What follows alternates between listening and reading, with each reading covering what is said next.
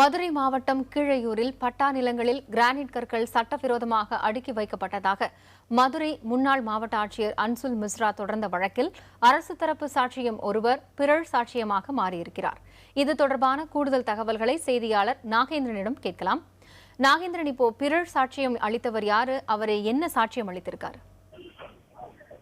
காயத்ரி, மதுரை மாவட்டத்தோட முன்னாள் மாவட்ட ஆட்சியர் அன்சுல் மிஸ்ரா 2 வழக்குகள் மேலூர் குற்றவியல் நடுவர் நீதிமன்றத்தில் தொடர்ந்து இருந்தாரு. அதுல என்ன வழக்குகள் தொடர்ந்திருக்காருன்னா, மேலூரை அடுத்த கீழையூரில் பட்டா நிலத்தில் அனுமதியின்றி சட்டவிரோதமாக அடுக்கி வைக்கப்பட்டுள்ள கிரானைட் கற்களை அரசுரிமையாக கோரி பிஆர்பி நிறுவனத்திற்கு எதிராக ஒரு வழக்கும், மற்றொரு வழக்கு சிவகங்கை மாவட்டம் திருப்பத்தூர் தொகுதியோட முன்னாள் திமுக சட்டமன்ற உறுப்பினர் சிவராமனோட சகோதரர் சகாதேவன் அவரு மேல ஒரு வழக்கு 2 வழக்கு தொடர்ந்திருந்தாரு. இதில் இந்த பிஆர்பி நிறுவனத்துக்கு எதிராக தொடர்ந்து இந்த வழக்கு விசாரணை இன்று மேலூர் குற்றவியல் நடுவர் நீதிமன்றத்தில் விசாரணைக்கு வந்தது. இந்த விசாரணையின் போது அரசு தரப்பு சாட்சியாக சேர்க்கப்பட்டிருந்த அப்போதைய கீழையூர் விஓ அக்பர் சேட்டு, தற்போது கிராரிப்பட்டியில கிராம நிர்வாக அலுவலர் அக்பர் சேட் இந்த விசாரணைக்கு ஆஜராயிருந்தாரு. அவரிடம் அரசு தரப்பு சாட்சியான அக்பர் சேட்டிடம் பிஆர்பி நிறுவன வழக்கறிஞர் குறுக்கு விசாரணை செய்தனர்.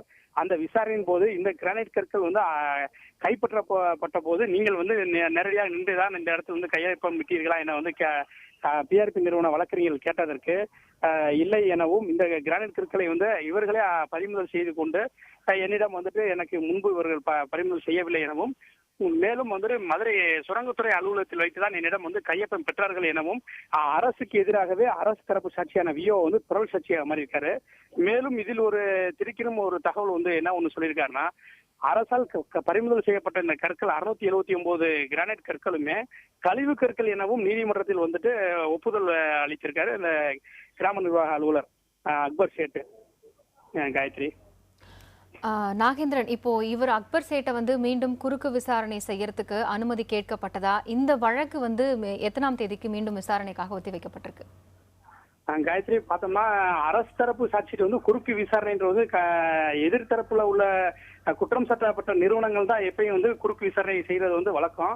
ஆனா இந்த வழக்குல அரசு தரப்பு சாட்சியான கிராம நிர்வாக அலுவலர் அக்பர் சேட்டு பிறல் சாட்சியாக மாறியதன் அடிப்படையில இந்த அரசு தரப்பு சாட்சியாக பிறல் சாட்சியா மாறின இவரிடம் குறுக்கு விசாரணை செய்ய அரசு தரப்பு வழக்கறிஞர் ஞானகிரி நீதிமன்றத்தில் அனுமதி கோரினார்.